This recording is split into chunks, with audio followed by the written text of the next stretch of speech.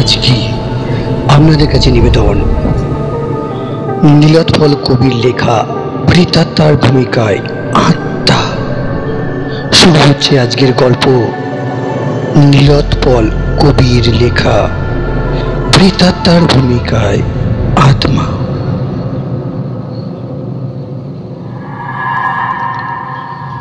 হারিকেনটা জ্বলছে, ছানি পড়া চোখের মতো।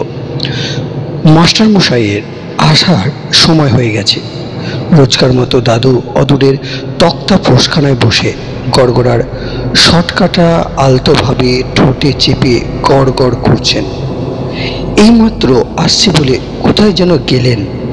খড়মের খটখট শব্দ খট খট খট খট হয়ে দাদুর পায়ে পায়ে জড়িয়ে গেল।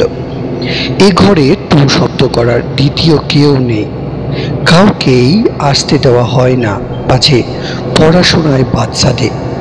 তাই ক্ষীণ আলোয় ঘরের আশেপাশে ও পিছনে থমথমে অন্ধকার যেন আরও ঘনীভূত হয়ে উঠেছে। হট করে চোখ ফেরাতেও সাহস হয় না। কি জানি কিম্ভূত কিমাকার একটা ভীষণ কিছু যদি চোখে পড়ে, ভাবতেই গায়ে কাঁটা দেয়। রবিন হারিকেনটা দু হাতে জড়িয়ে বুকের কাছে টেনে নেয়। দাদু গতকাল একটা ভূতের গল্প বলেছিলেন। শুনতে কি যেন একটা ভয় ভয় করছিল। রবিনের একা একা ভীষণ ভয় করছিল। ওকে ভয়ত রাশে দেখে গল্পটাই যেন জীবন্ত হয়ে পাশে এলো। নিজের মুখে গল্প শুনিয়ে ওকে সাহস দেবে একটা মৃদু শব্দ হলো। সামনের চেয়ারখানা নড়ে উঠল না। হাতল দুটো নড়ছে যেন। এক চোটে মার কাছে পালিয়ে যাওয়ার কথা ভাবে। মার বুকের মধ্যে লুকিয়ে পড়তে ইচ্ছা হয় রবিনের, কিন্তু পারে না। অবশ হয়ে আসছে, থরথর করে পা দুটো কাঁপছে। গতকালের গল্পটা আরও কাছে এলো। গল্প বলতে শুরু করলো। ভূত নেই কি রে? উত্তরে দাদু বললেন, তবে শোন। গড়গড়ার শটকাটা ঠোঁটে চেপে আদর পেয়ে মিনিটা যেমন ডাকে অমনি দুবার শব্দও হলো। আমরা উৎকর্ণ হয়ে দাদুকে ঘিরে বসলাম। বুঝলি, তখন দেশের বাড়িতে থাকি।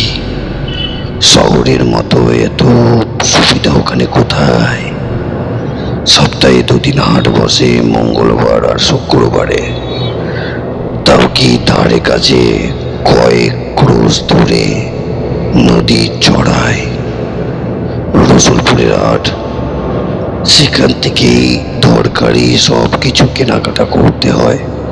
আনাজ তো বটেই, তা সেদিন ছিল শুক্রবারের হাট। বেলা থাকতেই হাটে রওনা হলাম। সঙ্গে বুধন, বাড়ির বিশ্বস্ত চাকর। কেনাকাটা করতে বেলা গড়িয়ে গেল। সূর্যদেব তখন শ্রান্ত শরীরে পশ্চিম আকাশের প্রান্তে ঢলে পড়েছেন,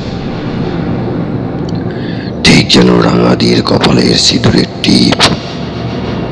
রাঙাদির মুখের রঙে আকাশের প্রান্ত রাঙানো। তড়িঘড়ি করে সবকিছুর বস্তায় পড়লাম। হাট ছেড়ে পথে নেমেছি। হঠাৎ তখন খেয়াল হলো, আরে যা, মাছ তো কেনা হয়নি। মুহূর্তের জন্য দাঁড়িয়ে গেলাম। দায়িত্ব করতে লাগলাম বুধনকে। না, তখন হঠাৎ বুধনকে এগোতে পড়লাম। আমি আবার হাটেও ফিরে গেলাম। দরদাম করে মাছ কিনতে অনেকটা সময় নষ্ট হয়ে গেল। চারিধারে অমাবস্যার গাঢ় অন্ধকার নেমেছে, যেন বোরকা পরে দিন বিবি হেঁটে চলেছে অনন্তকালের পথ ধরে। দিনটাকে ভেবে মনে করলে রাতের আধারকে বোরকা বলে চালানো যায়।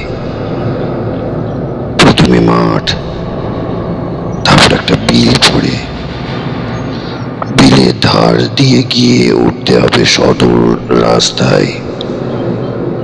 সদর রাস্তা ছেড়ে আরো দুটো কাঁচা রাস্তা, তবে বাড়ি। এক কথায় হাট থেকে বাড়ি কুখ্যাত গোবিন্দপুরে যাবার সামিল। গাঁয়ের পথে রাতে কখনো কখনো দু একজন সঙ্গী পাওয়া যায়। চারিদিকে অন্ধকার থমথম করছে, অগাধ সমুদ্রের উধারের মতো মাছটা হাত দিয়ে ঝুলছে। রবিন, মুখটা বন্ধ কর, লাল ঝরবে। সবাই খুব খুব করে হাসলাম। দাদু একটা পান মুখে দিয়ে আবার শুরু করলেন। তারপর ধাই ধাই করে হেঁটে চলেছি। নির্জন মাঠটা হাট হাট করছে। মাঠ পেরিয়ে এলাম, দুটো রাস্তাও। শেষ রাস্তায় এসে উঠলাম তখন কেন যেন গাটা ছমছম করে উঠল। সামনে একটা উপেক্ষিত পরিত্যক্ত ভিটে। ওই ভিটেতে তিনু মাঝি গলায় ফাঁস দিয়ে মরেছিল। সে অনেক দিন আগেকার কথা। তিনু আকালের হাতে খুন হলো। পেটের খিদের সঙ্গে পারিবারিক কলহকে গলা টিপে শেষ করল। তিনুর পরিবার পেটের মায়া কাটিয়ে ভেগেও গেল। আজ ওখানে পাশের ছাড়ার শেওড়া গাছগুলো সব পরিবারের সংসার গেরস্তালি নিয়ে ঝাঁকিয়ে বসেছে। শেষ হলো পিতাত্মার ভূমিকায় আত্মার আজকের প্রথম পর্ব লেখা নীলাৎপল কবি। পরবর্তী পর্বের জন্য অতি অবশ্যই চোখ রাখুন আমাদের চ্যানেলে। শেয়ার করুন সবার সাথে। গল্প কেমন লাগলো অতি অবশ্যই কমেন্ট করে জানাবেন।